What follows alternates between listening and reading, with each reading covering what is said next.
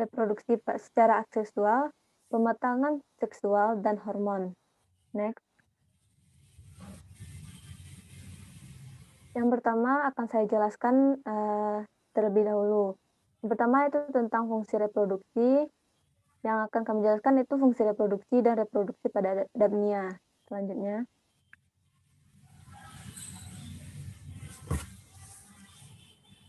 Baiklah, yang pertama yaitu reproduksi, di mana reproduksi merupakan salah satu karakter kunci dari makhluk hidup untuk mempertahankan eksistensinya dari waktu ke waktu, di mana reproduksi juga memiliki fungsi untuk mempertahankan dan melestarikan jenisnya agar tidak punah. Next. Selanjutnya yaitu reproduksi pada Dapnia. Reproduksi pada Dapnia yaitu ada dua cara, yaitu secara aseksual dan secara seksual, di mana nantinya akan ada tahapan seperti telur, juvenil, individu muda, dan dewasa. Next.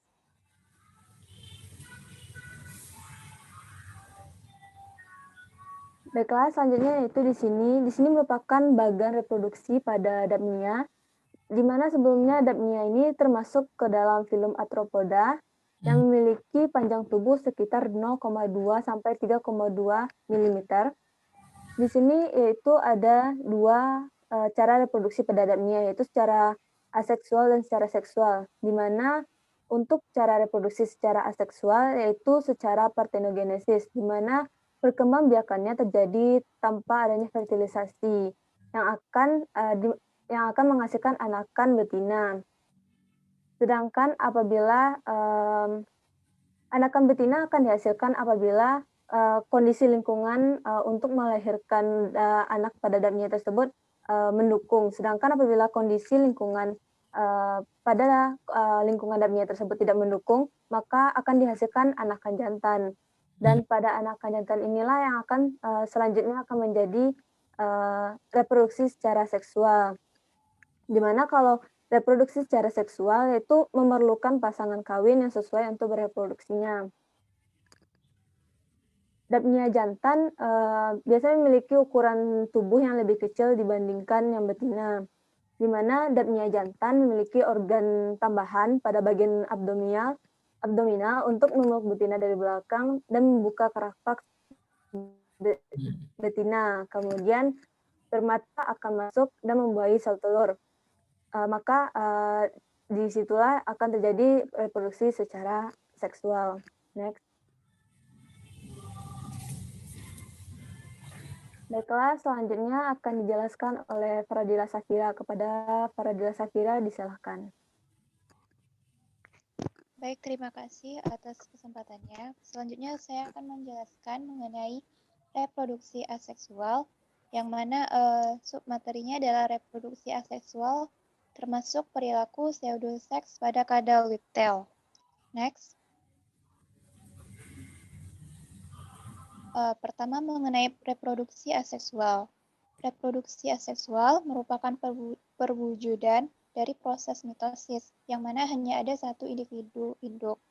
Karena hanya ada satu individu induk ini, mekanismenya berjalan lebih sederhana daripada reproduksi seksual. Yang mana hasil dari reproduksi aseksual ini, keturunannya dalam jumlah banyak, dan lebih sedikit hambatan reproduksinya. Namun, variasi genetiknya sangat rendah, bahkan seragam. Reproduksi aseksual ini biasanya terjadi pada invertebrata dan beberapa vertebrata. Next. Ada 6 bentuk-bentuk reproduksi aseksual. Pertama, binary fission atau pembelahan biner. Kedua, fragmentasi. Ketiga, tunas. Keempat, sporulasi. Kelima, pseudogenesis. Dan keenam, parthenogenesis. Next. Baik, pertama binary fission atau pembelahan biner. Ini biasanya terjadi pada Paramecium caudatum dan Amoeba proteus. Seperti terlihat pada gambar, ini awalnya satu individu Paramecium caudatum, kemudian dia memanjang, lalu inti selnya juga ikut terbelah.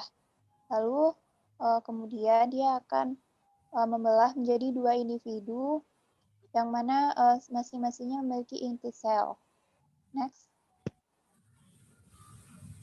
Bentuk kedua yaitu fragmentasi. Fragmentasi adalah yang mana tuh terjadi bagian tubuh yang rusak, kemudian berkembang menjadi individu baru yang sempurna. Contohnya terjadi pada planaria. Pada gambar ini, pada yang A itu bisa dilihat satu individu planaria yang tubuhnya dirusak dengan cara dipotong dua, maka bagian kepalanya akan tumbuh ekor di bagian kepala tersebut. Sementara yang di bagian ekor, seiring berjalannya waktu akan tumbuh kepala. Di gambar ke yang B, contohnya individu planaria dipotong jadi tiga bagian.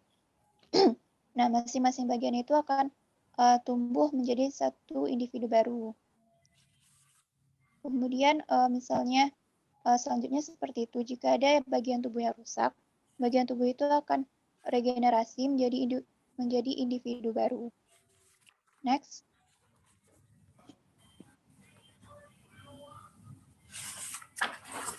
Kemudian tunas atau budding. Di sini terjadi tunas baru dibentuk dari tubuh induk.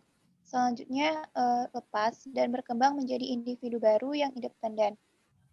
Contohnya itu biasanya terjadi pada Spongia officinalis dan Hydra sp. Pada gambar ini ada 3 bentuk porifera, ada askon, sikon, dan ragon, yang mana mereka bisa melakukan tunas, membentuk tunas dalam reproduksinya, juga bisa secara seksual. Next. Yang contoh kedua adalah tunas yang terjadi pada hidra, yang mana pada tubuh induknya itu terbentuk tunas yang kemudian lama-kelamaan akan memisah sehingga menjadi individu yang baru. Next. Kemudian sporulasi atau pembentukan spora. Di sini membentuk spora dalam jumlah yang banyak.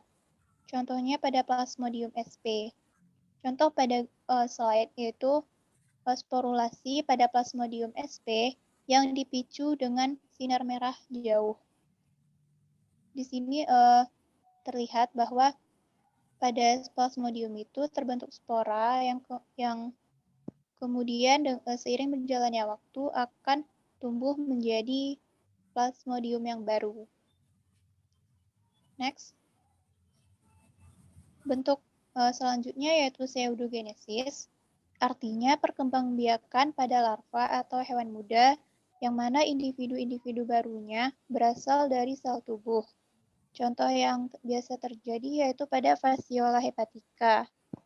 Kemudian ada bentuk parthenogenesis, artinya mekanisme embrio tumbuh dan berkembang tanpa fertilisasi oleh jantan.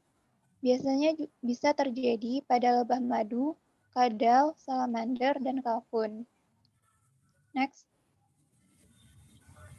Parthenogenesis ini bisa berganti-gantian pada suatu makhluk hidup, yang mana jika makhluk hidup itu heterogami, artinya pergantian reproduksi antara parthenogenesis dengan reproduksi seksual. Selanjutnya, parthenogenesis ini yang alaminya terjadi secara reguler dan konstan dalam siklus hidup suatu hewan. Parthenogenesis alami terbagi dua tipe, ada tipe sempurna dan ada tipe tidak sempurna. Kalau tipe sempurna artinya benar-benar parthenogenesis, benar-benar tidak ada jantan sama sekali. Sementara tipe tidak sempurna bisa disebut dengan parthenogenesis siklik atau tipe artifisial. Artinya dalam siklus hidup suatu hewan terjadi pergantian antara fase seksual dan fase parthenogenesis secara bergiliran. Biasanya terjadi pada Hymenoptera. Next. Nah, pada Hymenoptera ini, saat pembuahan, jika telurnya dibuahi akan menjadi betina, dan jika telurnya tidak dibuahi akan menjadi jantan. Nah, partenogenesis ini bisa diinduksi secara fisika ataupun secara kimiawi. Kalau secara fisika, biasanya menggunakan temperatur. Biasanya prosesnya itu dari temperatur 30 derajat dijadikan 10 derajat Celcius. Kemudian juga bisa diinduksi secara tegangan listrik dengan UV ataupun pemisahan dengan jarum gelas. Sementara secara kimiawi bisa dengan diinduksi kloroforum, ion K, ion kalium, kalsium, natrium, atau magnesium, asam butirat, air laut hipertonik, ataupun pelarut lemak. Next.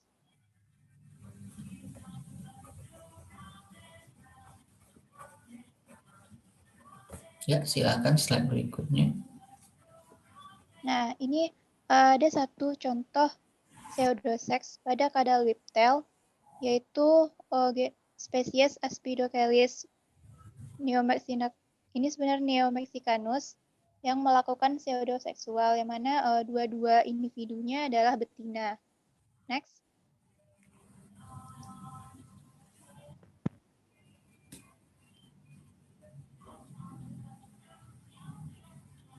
Perilaku pseudoseksual pada kadal whiptail ini maksudnya sesama betina melakukan aktivitas seolah-olah pasangan yang kawin. Kenapa bisa terjadi? Karena tidak ada jantan pada spesies ini karena proses evolusi yang panjang. Prosesnya yaitu salah satu betina yang sedang dalam ovulasi akan memiliki kadar hormon seks estradiol yang tinggi dalam darahnya. Kemudian betina lain yang memiliki kadar progesteron yang tinggi sehingga berperan seperti jantan. Kedua betina ini melakukan aktivitas pseudoseks, kemudian mengalami partenogenesis, sehingga menghasilkan turunan yang baru. Next.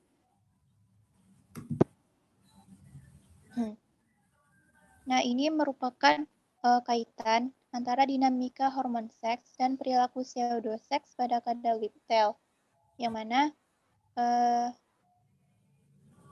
ukuran seiring berjalannya waktu, ukuran ovarium semakin membesar, dan kadar hormon estradiolnya juga semakin meningkat. Kemudian saat ovulasi itu ukuran ovariumnya benar-benar mencapai ukuran yang paling besar.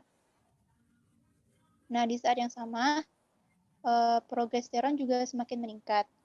Lalu siklus ini berjalan, kadarnya menurun. Saat kadarnya menurun, ukuran ovari ini juga akan mengecil. Begitu seterusnya, sehingga mereka saat mereka melakukan pseudoseksual. Next.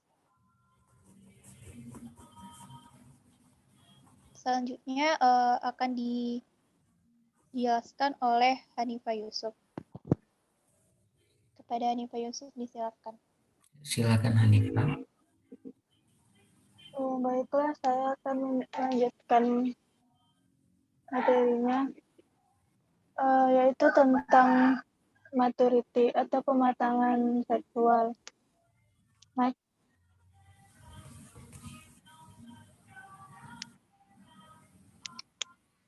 Pematangan seksual adalah proses yang melibatkan sistem hormonal dan diferensiasi organ atau jaringan yang tercakup dalam sumbu hipotalamus pituitari gonad yang terjadi pada testis atau ovarium atau HPG axis dan sumbu hipotalamus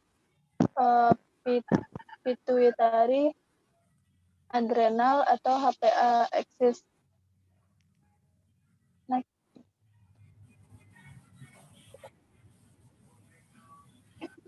Selanjutnya itu pematangan seksual.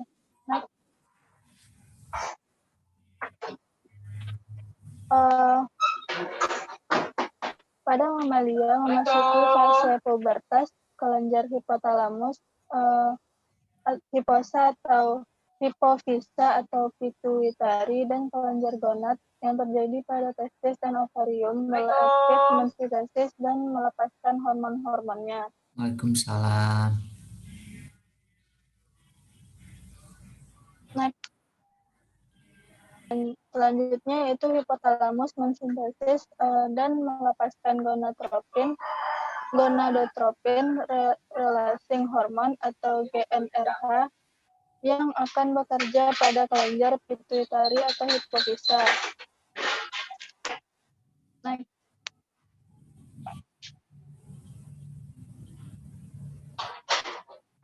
Selanjutnya hipofisa akan mensintesis hormon follicle stimulating hormone atau FSH dan luteinizing hormone atau LH di bawah pengaruh GnRH.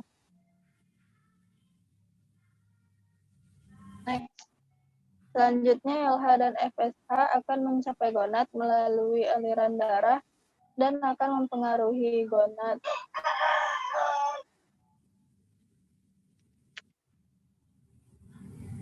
Yang kedua itu pematangan seksual pada mamalia.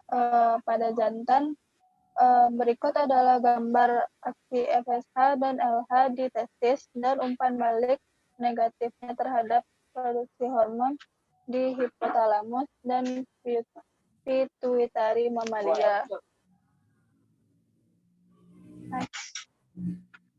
Pada individu jantan, LH dan FSH akan bekerja di testis, di mana LH secara spesifik akan memicu sel-sel testis untuk menghasilkan testosteron di androgen. Next.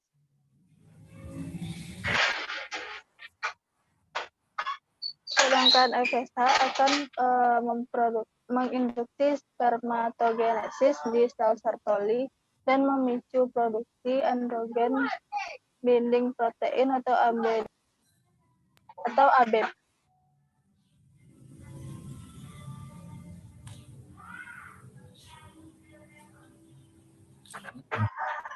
ABP ini berfungsi untuk memfasilitasi kerja testosteron di sel-sel Sertoli, sehingga dalam kondisi ini mamalia yang berada pada fase pubertas sudah mampu menghasilkan sperma dan hormon seks testosteron.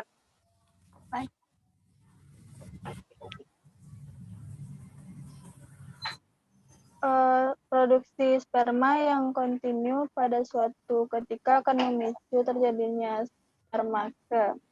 Spermake yaitu keluarnya sperma untuk pertama kali. Keberadaan testosteron dan kelompok androgen lainnya berdampak pada dimulainya spermatogenesis dan menarget sel-sel tubuh lainnya untuk memunculkan karakter seks yang sekunder. Androgen akan memicu perkembangan maskulinitas pada individu jantan, kemudian memicu peningkatan massa otot, pertumbuhan rambut kelamin atau pubic hair, perubahan pita suara, dan perbesaran ukuran testis. Yang kedua yaitu pematangan seksual pada mamalia betina. Gambar di samping merupakan aksi FSH dan LH di ovarium. Next.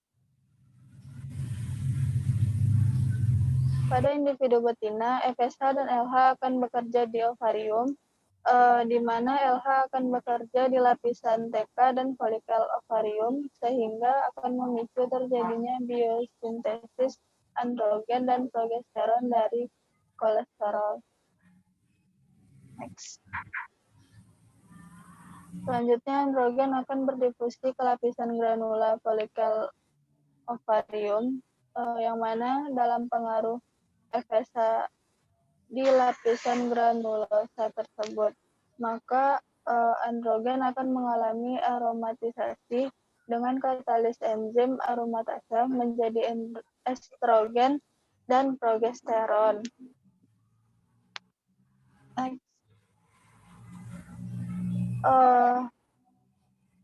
Selanjutnya, estrogen dan progesteron akan memicu perkembangan karakter seks sekunder pada betina seperti pengembangan ovarium, glandula mamae, uterus, dan karakter feminis lainnya. Next.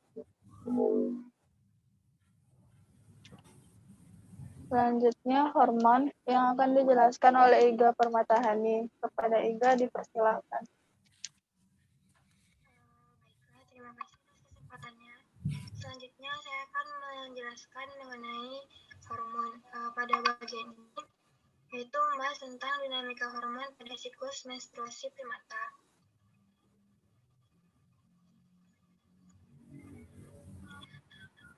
Menstruasi yang terjadi pada mamalia primata merupakan proses fisiologis hormonal dan morfogenik yang kompleks melibatkan kejadian-kejadian sinergis penting di kelenjar hipofisa atau pituitari, ovarium, dan endometrium atau dinding uterus. Siklus menstruasi ini berlangsung dalam siklus bulanan, yaitu umumnya berlangsung selama 28 hari pada manusia. Untuk siklus menstruasi ini lebih teramati dari aspek perubahan-perubahan pada dinding rahimnya atau siklus uterus yang bisa terbagi menjadi 3 fase. Yang pertama, yaitu fase aliran menstruasi atau menstrual flow phase, di mana fase ini tuh terjadi peluruhan dinding uterus dan pendarahan, yaitu selama 0-4 hari. Untuk fase yang kedua yaitu fase proliferasi atau proliferatif phase. Fase ini penebalan dinding uterus secara progresif, berlangsung selama 5-14 hari. Untuk fase yang ketiga yaitu fase sekretoris. Fase ini di mana dinding uterus aktif melakukan aktivitas sekretori, yaitu berlangsung selama 15-20 hari.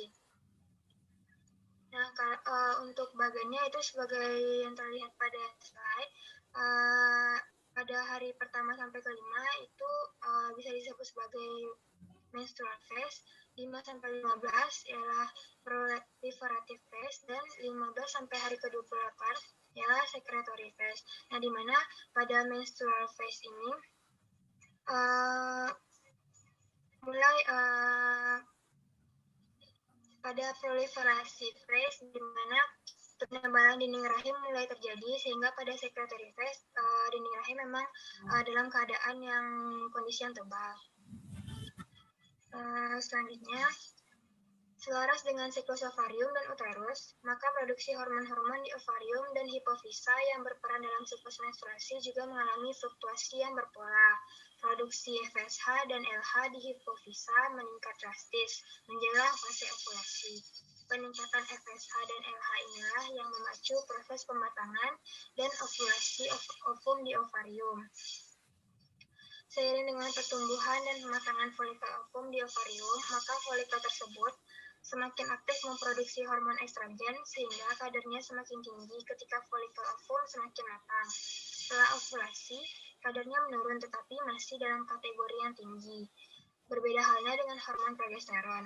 Kadarnya mulai menanjak setelah ovulasi karena dihasilkan oleh corpus luteum atau folikel ovum yang sudah kosong terbentuk setelah ovulasi. Selanjutnya, tingginya kadar estrogen dan progesteron yang dihasilkan oleh folikel ovum setelah terjadinya ovulasi sangat berperan dalam menjaga ketebalan dinding uterus hingga akhir siklus. Kedua hormon tersebut bertanggung jawab terhadap tebalnya dinding rahim secara terus-menerus seandainya terdapat implantasi zigot. Akan tetapi, jika tidak ada zigot yang menempel dan kondisi corpus luteum semakin menyusut, maka kadar estrogen dan progesteron akan menurun dan disertai dengan peluruhan dinding uterus sebagai penanda dimulainya siklus menstruasi yang baru. Fase ovulasi ini yaitu pada hari ke-14 pada siklus menstruasi mengindikasikan masa subur bagi seorang perempuan. Dikatakan subur karena pada oviduknya telah terdapat ovum fungsional yang siap untuk dibuahi oleh sperma kapan saja terjadi koitus atau persenggomaan. Ovum hanya bertahan sampai 24 jam di dalam oviduk. Akan tetapi, sperma dapat bertahan beberapa hari. Oleh sebab itu, fertilisasi dapat saja terjadi kendati koitus dilakukan beberapa hari sebelum terjadinya ovulasi karena sperma masih berada di dalam oviduk. Bagian grafik ini merupakan penjelasan mengenai produksi FSH dan LH yang meningkat pada awal dimulainya proses fase menstruasi yang dirangsang oleh hipofisa pada otak. Pada hari ke-14 untuk hormon FSH dan LH mulai meningkat itu pada saat ovulasi. Selanjutnya yaitu produksi estrogen dan progesteron meningkat. Produksi estrogen meningkat ini karena dirangsang oleh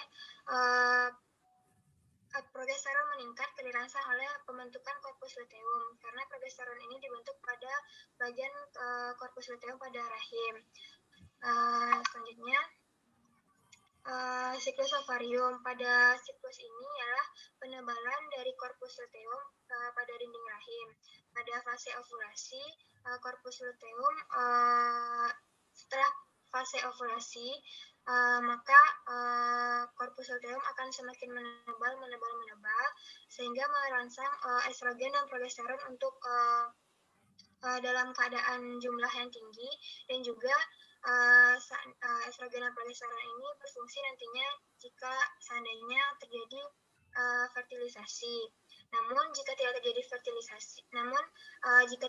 fertilisasi pada korpus luteum ini nantinya akan semakin lama akan menyusut, dan sehingga nilai dari estrogen dan progesteron juga akan menurun sehingga terjadi juga peluruhan dan masuk kepada fase menstruasi yang selanjutnya.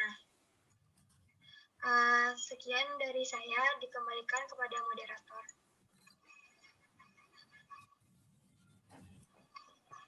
Baiklah, terima kasih kepada Igan. Sekian presentasi dari kelompok 7. Selanjutnya, izin bertanya Pak, apakah langsung diberikan kepada kelompok 8 Pak? Ya, kita lanjutkan ke... Baiklah, selanjutnya... silakan kelompok 8. Baiklah, selanjutnya akan saya berikan kepada moderator kelompok 8. Ya, jadi kelompok 8 ini tadi kita belum fix nih. Lutfi ada, Lutfi? Apa sudah hadir? Sudah ya, Lutfi Fauzia. Oke, kemudian Rizky. Hai Rizky. Rizky di tempatnya mati lampu Pak, jadi nggak bisa. Nanti digantikan saja ya sama perwakilan, kan 3 sekarang ya, Lutfi, Komelia sama Aisyah. Iya Pak, sudah dibagi Pak. Oke.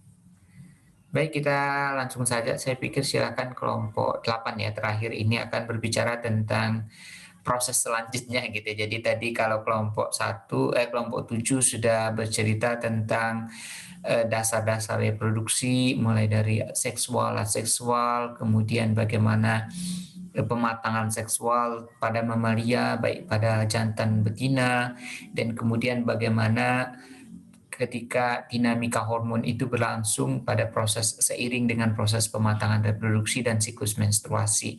Jadi di kelompok 8 ini akan bercerita tentang proses-proses berikutnya. Silakan Lutfi dan kawan-kawan.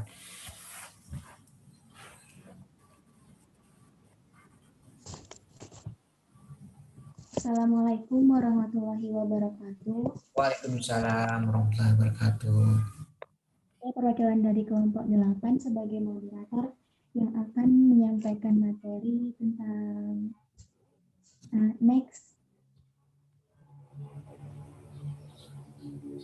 topik yang akan disampaikan yaitu mengenai pregnancy dan dinamika hormon selama pregnancy atau kehamilan, transfer molekul melalui plasenta, parturisi dan laktasi, dan pengendalian kelahiran kontrasepsi.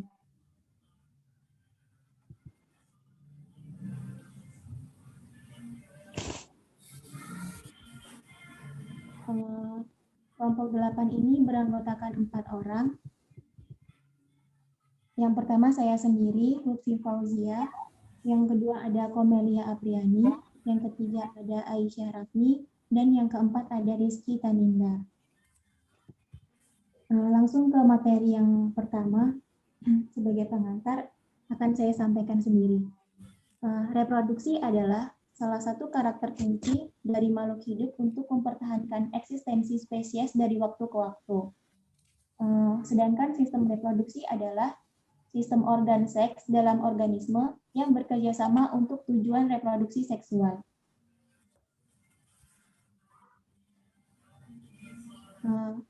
Topik yang pertama yaitu pregnansi atau kehamilan. Proses pregnansi. Peristiwa fertilisasi terjadi di saat spermatozoa membuahi ovum di tuba falopi. Terjadilah zigot. Zigot membelah secara mitosis menjadi 2, 4, 8, 16, dan seterusnya. Pada saat 32 sel disebut dengan morula. Di dalam morula terdapat rongga yang disebut blastosel, yang berisi cairan yang dikeluarkan oleh tuba falopi. Bentuk ini kemudian disebut dengan blastosit. Lapisan terluar blastosit disebut dengan trofoblast, merupakan dinding blastosit yang berfungsi untuk menyerap makanan dan merupakan calon tembuni atau ari-ari atau bisa disebut dengan plasenta. Sedangkan massa di dalamnya disebut simpul embrio atau embryonic knot, merupakan calon janin. Blastosit ini bergerak menuju uterus untuk mengadakan implantasi atau perlekatan dengan dinding uterus. Pada hari keempat atau kelima sesudah ovulasi, blastosit sampai di rongga uterus. Hormon progesteron merangsang pertumbuhan uterus, kemudian dindingnya mengalami penebalan, lunak, banyak mengandung pembuluh darah, serta mengeluarkan sekret seperti air susu atau uterine milk sebagai makanan embrio. Trofoblast kemudian menebal beberapa lapis. Permukaannya berjonjot dengan tujuan memperluas daerah penyerapan makanan. Kemudian, embrio telah kuat menempel setelah hari ke-12 dari fertilisasi. Saat terjadi fertilisasi, maka dinding uterus atau endometrium tetap dipertahankan tebal, dan hormon estrogen dan progesteron yang dihasilkan oleh korpus luteum tetap dijaga tinggi untuk menyongkong ketebalan tersebut. Kemudian di sini ada gambar kejadian-kejadian fisiologi selama siklus menstruasi pada mamalia. Untuk gambar A itu terjadi fluktuasi dari level hormon gonadotropin, di mana pada gambar ini dapat dilihat bahwa hormon LH lebih besar dari hormon FSH pada hari ke-14. Kemudian yang B, fluktuasi hormon di ovarium, di mana pada gambar ini dapat dilihat bahwa hormon estrogen lebih besar daripada hormon progesteron pada hari ke-10 sampai 14. Setelah hari 14, hormon estrogen mengalami penurunan. Pada hari ke-20 sampai ke-25, hormon progesteron semakin tinggi dan lebih tinggi dari estrogen. Kemudian untuk yang C itu yang pertama ada folikel primer, kemudian ada pembentukan folikel, kemudian Graafian folikel, evolusi folikel membentuk seperti cincin, kemudian pembentukan korpus luteum, dan yang ke-6 dan ke-7 itu disintegrasi luteum. Kemudian untuk gambar yang D merupakan gambar penebalan endometrium yang mengalami penebalan hingga hari ke-28.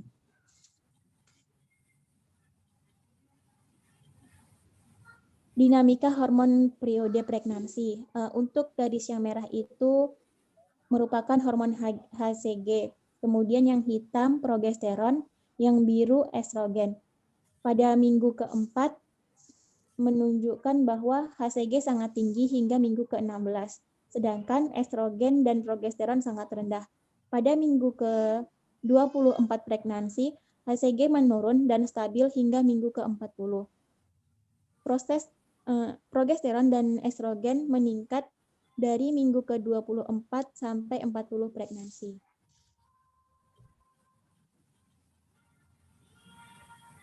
Zigot hasil fertilisasi akan berimplantasi di dinding uterus yang menebal dan siap untuk ditempeli.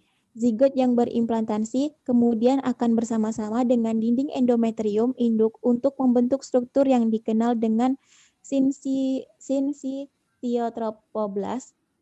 Jaringan sinsitiotropoblast berperan penting dalam memproduksi hormon chorionic gonadotropin atau HCG. HCG berfungsi untuk mempertahankan korpus luteum ovari agar tetap utuh sehingga korpus luteum tersebut tetap dapat memproduksi hormon progesteron dan estrogen dan progesteron yang sangat dibutuhkan untuk menjaga ketebalan dinding rahim, tempat di mana embrio menempel. Pada manusia, puncak produksi HCG adalah pada bulan ketiga dari kehamilan, sehingga sampai periode tersebut, kadar HCG yang terbuang melalui urin karena kadarnya berlebih dalam darah akan terdeteksi tinggi. Hal inilah yang dijadikan prinsip dalam tes kehamilan dengan teknik praktis seperti dengan tes PEG terhadap urin. Kadar HCG akan menurun setelah bulan ketiga kehamilan seiring dengan semakin sempurnanya plasenta. Selanjutnya, keberadaan HCG tidak lagi diperlukan untuk mempertahankan korpus luteum sebagai produsen estrogen dan progesteron karena jaringan plasenta telah cukup matang dan dapat memproduksi kedua hormon tersebut dalam kadar yang lebih tinggi. Maka, sejak sempurnanya plasenta, peran korpus luteum telah digantikan oleh plasenta jika ditinjau dari fungsinya sebagai produsen hormon-hormon atau estrogen dan progesteron yang menjaga ketebalan dinding rahim. Ini merupakan gambar embrio yang berimplantasi di dinding endometrium dan membentuk struktur syncytiotropoblast yang berperan sebagai produsen hormon HCG. Kemudian materi selanjutnya akan disampaikan oleh Aisyah Rafni.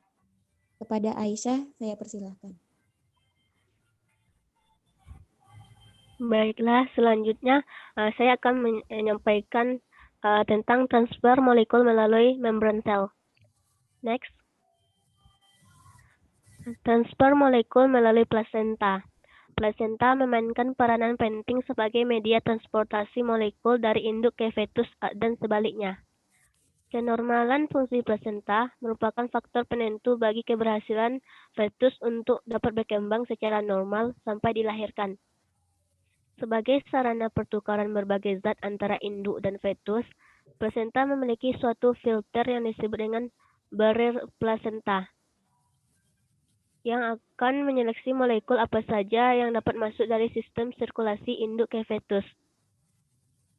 Hal ini penting karena berbagai macam zat dari tubuh induk, misalnya toksik, hormon, dan antibodi tertentu, akan menjadi ancaman bagi perkembangan fetus jika mengalir begitu saja ke sistem sirkulasinya.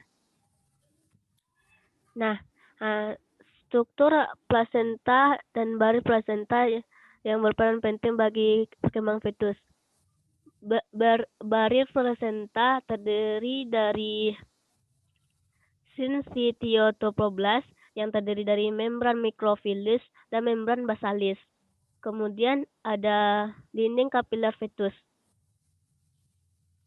Dan selanjutnya, seperti yang saya bilang tadi, syncytiotropoblast tersusun dari membran mikrofilus dan membran basalis.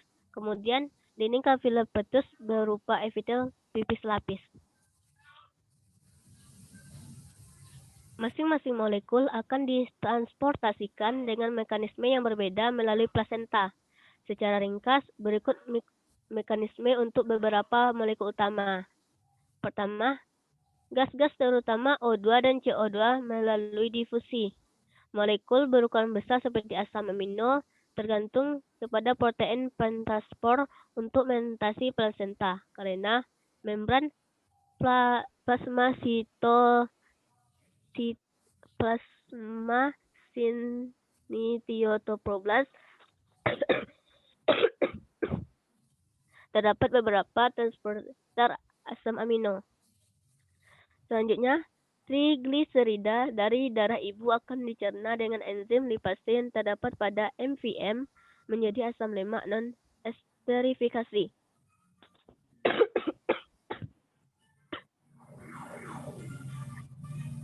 Selanjutnya, protein membran pentransport asam lemak FATPS fatty acid transport protein memediasi penyerapan asam lemak rantai panjang. Kemudian, transport glukosa melalui difusi difasilitasi dengan menggunakan protein spesifik transporter glukosa GLUTS dengan GLUTS1 sebagai transporter utama pada plasenta. Faktor-faktor utama yang mempengaruhi transportasi senyawa antara induk ke fetus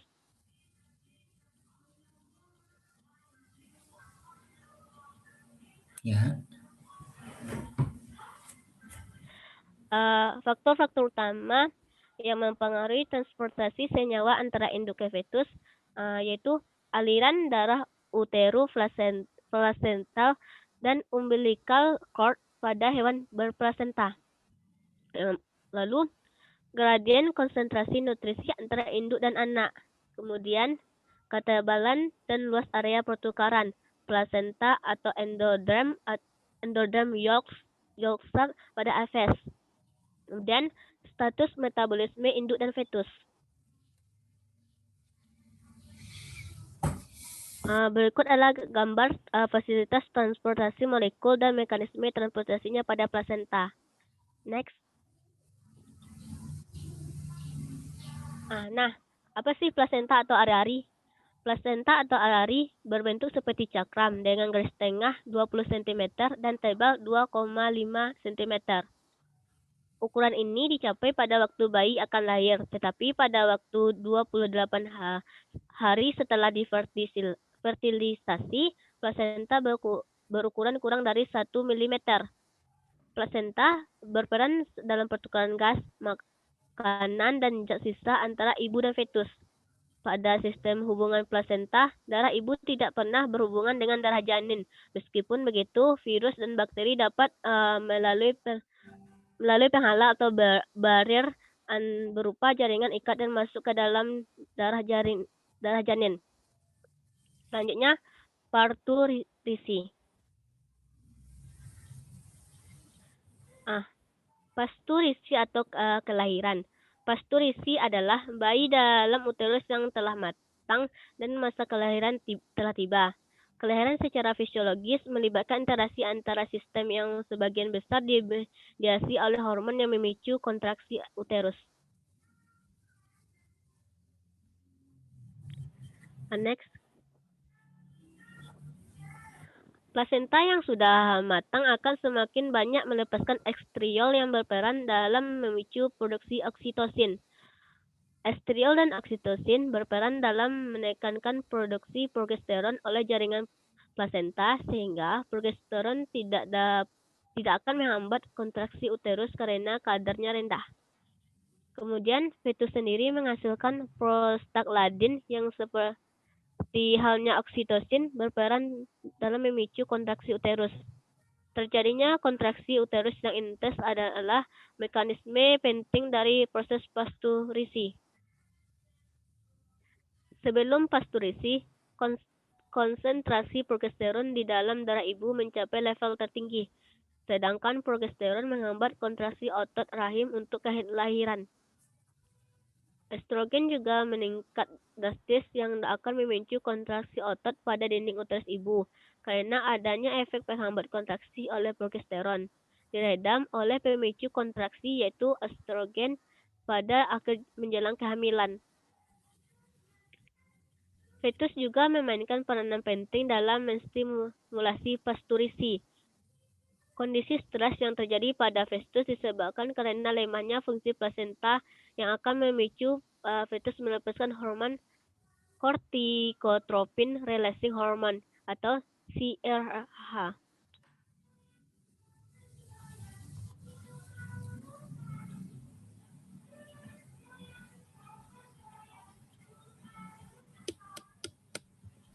Ya, silakan dilanjutkan.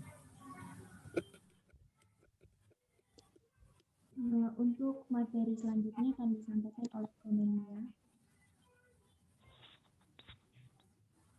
Pada Cornelia,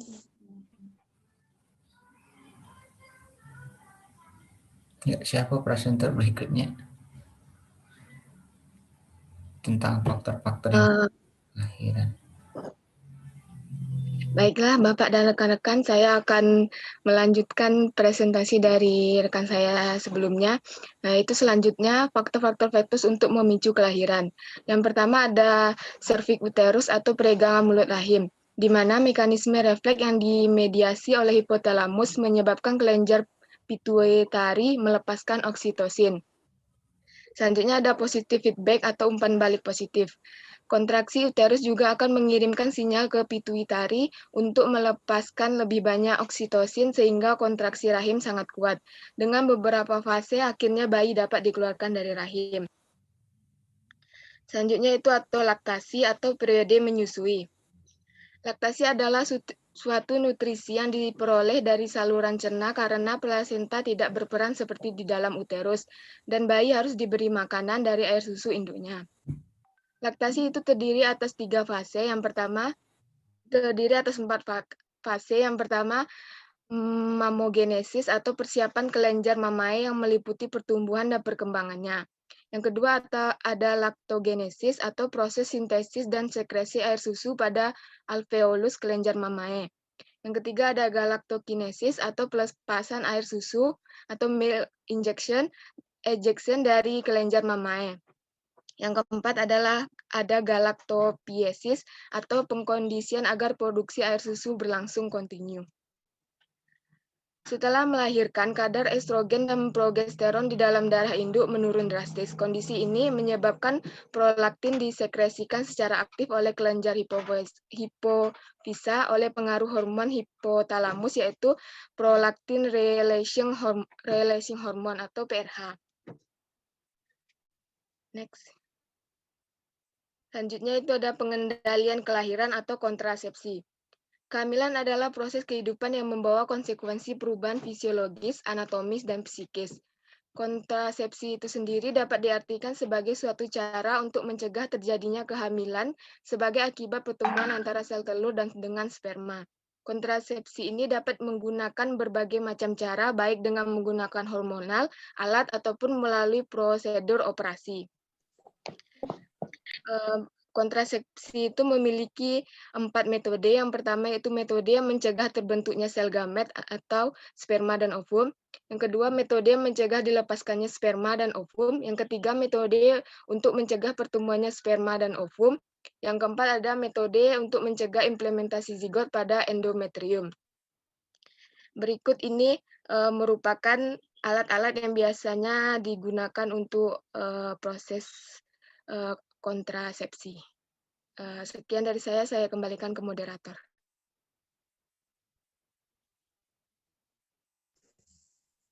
Baiklah, sekian dari penampilan kelompok 8.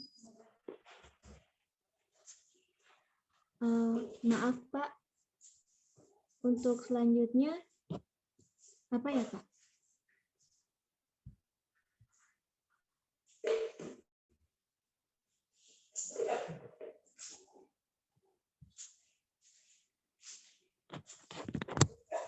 Apakah langsung ke pertanyaan, Pak? Jadi mohon maaf ya, tadi saya mute mic. Jadi seharusnya kita bisa langsung melanjutkan ke diskusi. Unfortunately, pagi ini kami juga harus menghadiri rapat di jurusan. Kita persiapan akreditasi internasional. Jadi jamnya seharusnya dari jam 8:15 tadi. Jadi sudah 15 menit berlalu.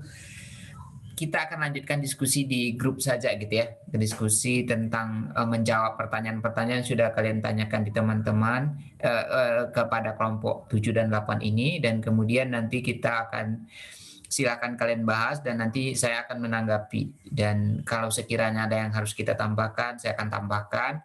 Dan nanti juga saya akan membuat semacam review atau ulasan dari pertemuan kita hari ini. Karena saya belum sempat memberikan review, ada beberapa bagian. Cuman tadi terakhir di kelompok 8 itu mengenai kelahiran itu bukan pasturisi ya, parturisi bahasanya, partu gitu ya. Karena dia partum gitu ya dari bahasa ilmiahnya. Jadi bukan pastur. Kalau pasturisi beda gitu ya, kayak pasteurisasi. Itu saja, mungkin nanti saya akan menanggapi yang lain-lainnya juga. Baik Anda semuanya, karena waktu membatasi dan juga saya punya agenda yang lain. Terima kasih atas kehadirannya dan terima kasih atas presentasi dari kelompok 7 dan 8 yang telah menuntaskan pembahasan tentang sistem reproduksi ini. Mudah-mudahan apa yang disampaikan walaupun kita belum sempat berdiskusi, ini cukup menambah pengetahuan kita untuk diri kita sendiri dan untuk orang lain. Saya akhiri. Assalamualaikum warahmatullahi wabarakatuh. Waalaikumsalam warahmatullahi wabarakatuh. Makasih Pak. Baik. Pak. Makasih Pak. Ya, sama-sama.